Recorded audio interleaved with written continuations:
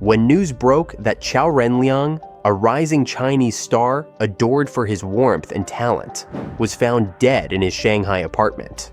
The official explanation was heartbreakingly simple: depression and suicide. But almost immediately, that story began to unravel. Fans noticed missing timelines, deleted posts, and leaked photos that didn't match the official narrative. Why was his case closed within hours? Why were witnesses silenced and memorial pages erased? Behind the polished smiles and stage lights, there was something darker, something no one dared to name. Was Qiao a victim of mental illness, or of a system built to bury inconvenient truths? Tonight on Criminal Tracks, we reopen one of China's most haunting celebrity deaths. The contradictions, the censorship, and the secrets that may still be hidden inside that Shanghai apartment. Subscribe now, because this story only gets stranger the deeper you go. When Qiao Renliang first appeared on national television in China in 2007, he was the kind of contestant viewers rooted for instinctively.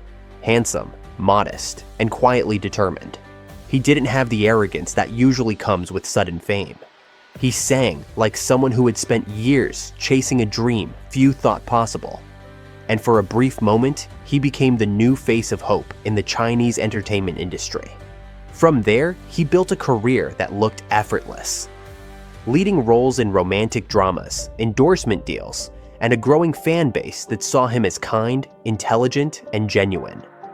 On social media, he posted about gratitude and resilience. He smiled often, and even in interviews where others complained about exhaustion, he made light of the demanding schedules. He once said that acting made him feel alive, and that music kept him grounded. To most of his fans, he seemed unshakably optimistic.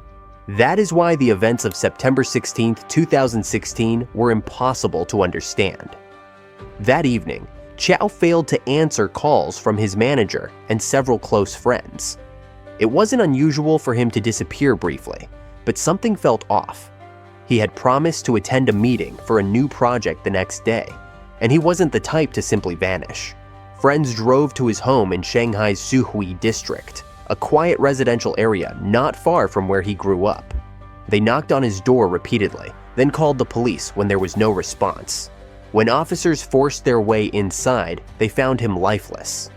The official statement later confirmed that he had taken his own life by hanging. He was only 28 years old. The initial police report was straightforward. It said there were no signs of forced entry or struggle.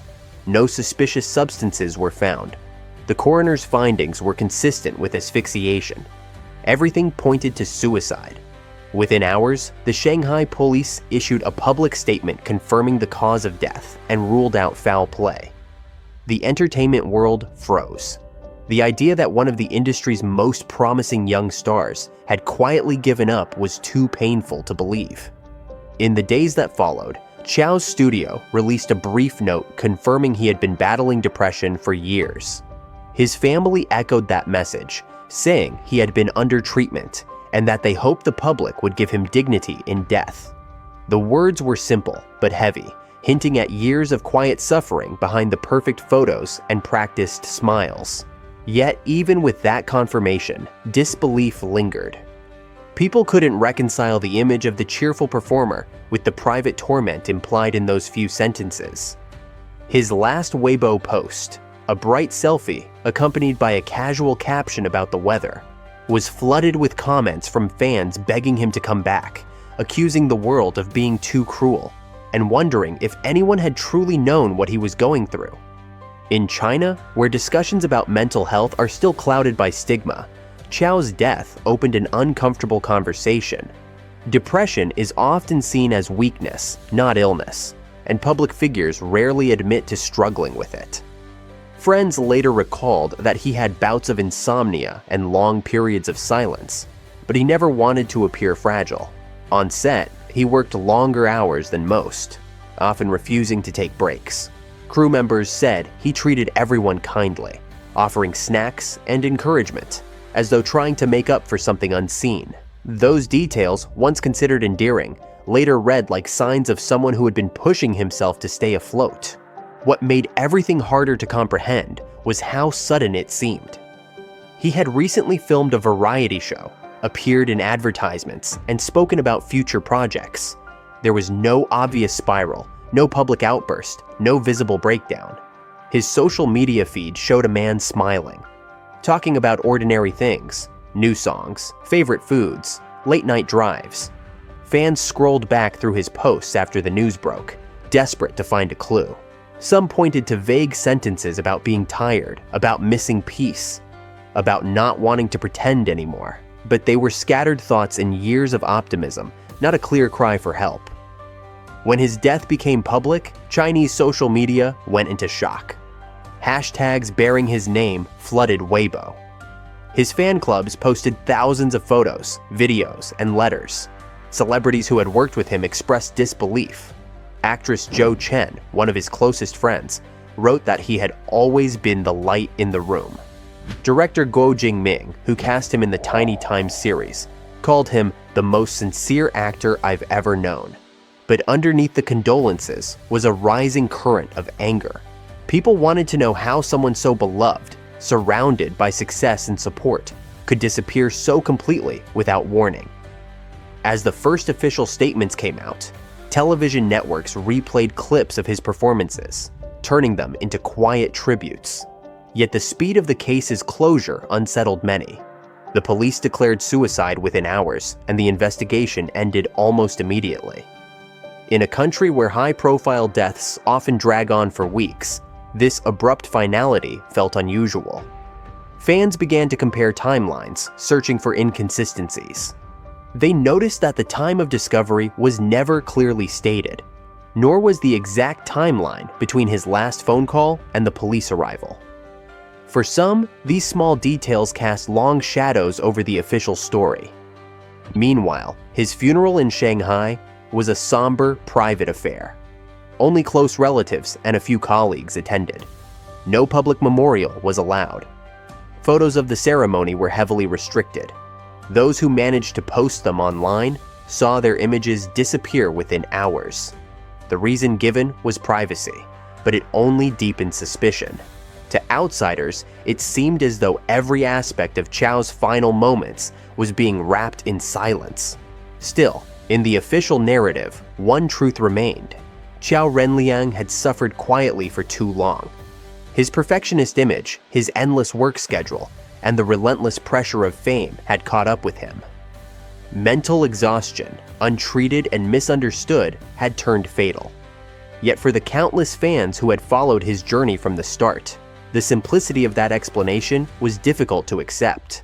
How could a man who had everything, a career, looks, money, and millions of supporters, decide that nothing was worth living for? The question lingered in every tribute and every whispered conversation. Even as authorities closed the file, the public could not. In the weeks after Qiao Renliang's death, the story that had first seemed tragically simple began to fracture. Too many details didn't sit right with those who followed his career closely. His apartment, for one, was described by police as neat and undisturbed. Yet a few friends later hinted in private interviews that when they arrived, they saw signs of movement, furniture out of place, objects that didn't match the photos shown on state media. These statements were quickly deleted or edited, and the people who made them stopped giving interviews altogether. What remained online were fragments, screenshots, and whispers from fans trying to reconstruct the final hours of his life. The first wave of doubt began with the missing timeline. Officially, the police said Qiao's body was found on the evening of September 16th, but no one ever clarified when he had last been seen alive. Some said he spoke to a friend on the phone that morning. Others claimed he had dinner plans that night. Even his neighbors offered conflicting stories.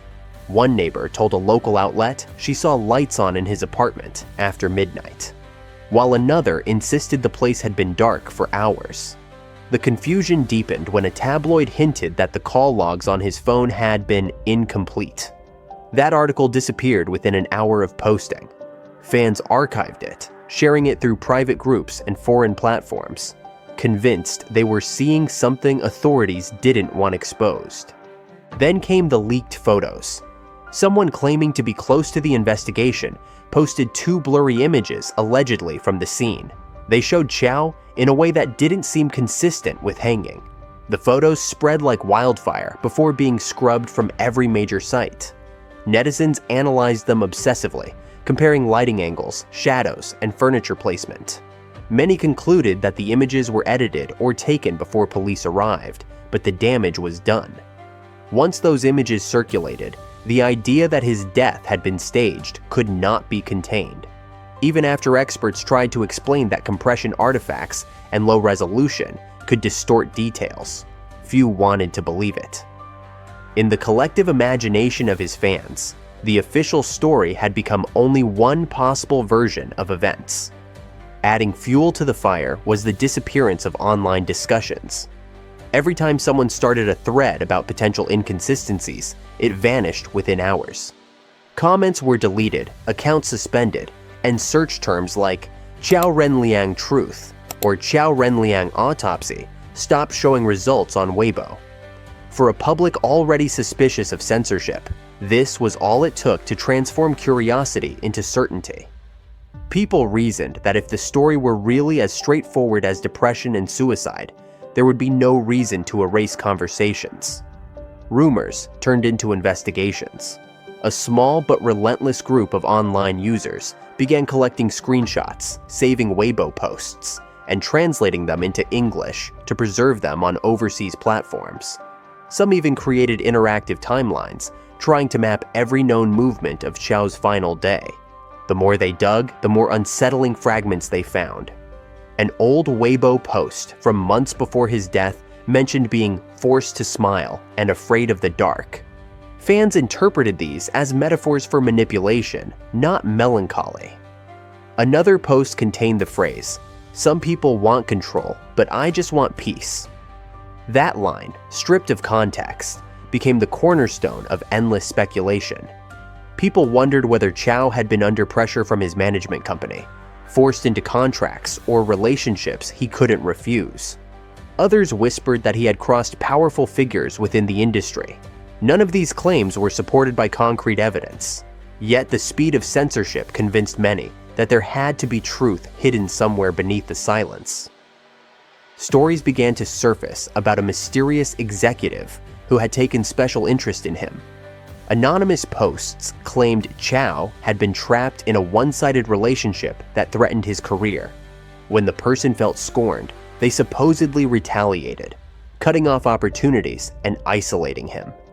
These allegations spread mostly through private chat groups, where screenshots of supposed messages were shared as proof. Most were unverified, some clearly fabricated, but each added another layer to the myth that Qiao's death was not voluntary. As weeks passed, his name became synonymous with tragedy and secrecy. Even mainstream outlets, unable to ignore the speculation, began publishing cautious essays about the pressures young stars face. They never mentioned the darker theories directly, but the implication was clear. Something about this death represented a failure larger than one man's mental health. The discussion shifted from sadness to suspicion. Why had the investigation been so fast? Why was no footage from the building's surveillance system ever released? Why were friends and colleagues discouraged from speaking publicly? Behind the scenes, those close to him struggled with grief and confusion. A friend from university told an overseas newspaper that Qiao had once confided about being watched. Another said he had complained of phones being hacked and messages disappearing. Whether paranoia or reality, these confessions painted a picture of a man who no longer trusted the world around him. It was impossible to verify any of this, but the fragments formed a story that felt too cinematic to dismiss. Fans began comparing his death to other mysterious celebrity deaths in China, cases that were officially ruled suicides, but surrounded by unanswered questions. The censorship didn't help. When fans organized an online memorial to share favorite clips of his performances, the event page was abruptly shut down. Users received notifications warning them against spreading unverified rumors. Instead of calming the public, the move had the opposite effect. People now believed the truth was being hidden deliberately. Screenshots of deleted posts became digital relics, passed around like forbidden evidence. Some Weibo users even changed their profile photos to pink roses, a color Qiao once said reminded him of childhood, as a silent protest against the silence itself. By the end of that year, the original narrative of depression had been overshadowed by the weight of contradiction. The case was no longer just about Qiao Renliang. It was about what his death revealed regarding control, fear, and the fragility of fame in an environment where image meant everything. Each unanswered question invited another theory. Each deleted post confirmed another suspicion. For those who had loved him from afar, acceptance was impossible. It wasn't just grief anymore. It was a collective determination to prove that, behind the smiles, something darker had taken place, something no one dared to say out loud. Years passed, but the shadows around Qiao Renliang's death never lifted. Each September, as fans left digital candles on his old Weibo page, the same question resurfaced. What really happened that night in Shanghai? The official story had frozen in time, but online discussions evolved, taking on a life of their own. Those who still refused to believe he had taken his own life began collecting testimonies, and with every passing year, their theories grew more elaborate. They weren't just searching for closure, they were resisting the silence that followed his death.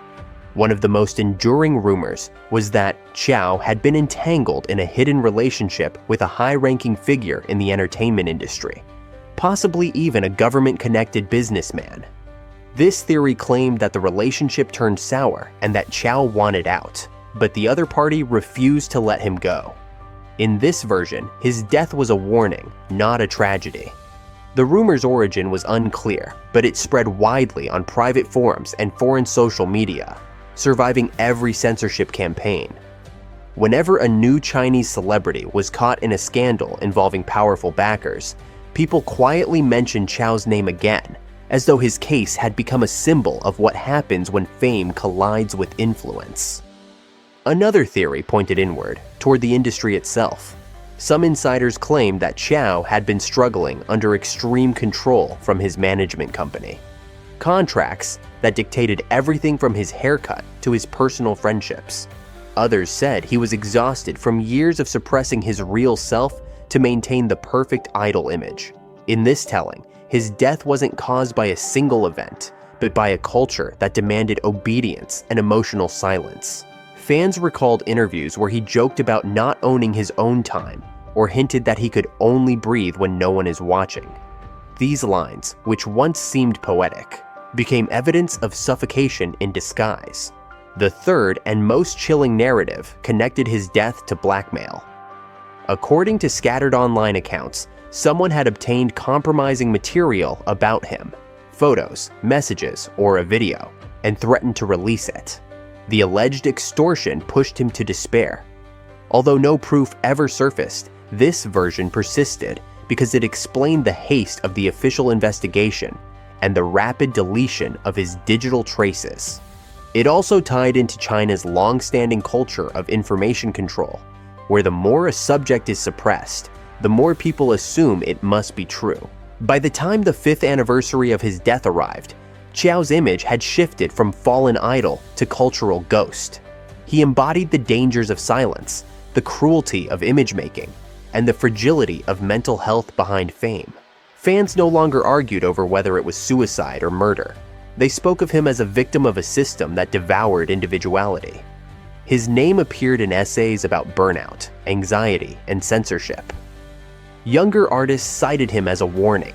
Success could be a cage, and even kindness could be fatal when you were expected to smile through pain. His family rarely spoke publicly, but when they did, their words were measured. They thanked the fans for remembering him, yet pleaded for rumors to stop.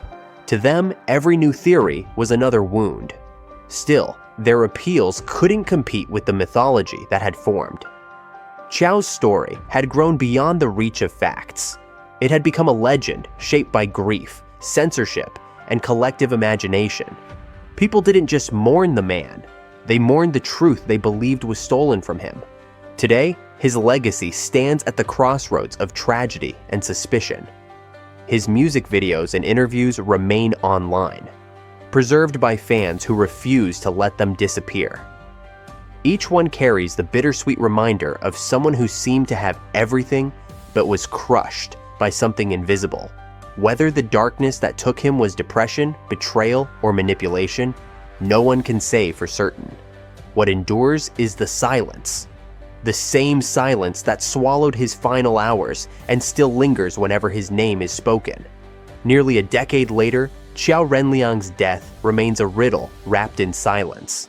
The official story offers closure, but the unanswered questions refuse to fade.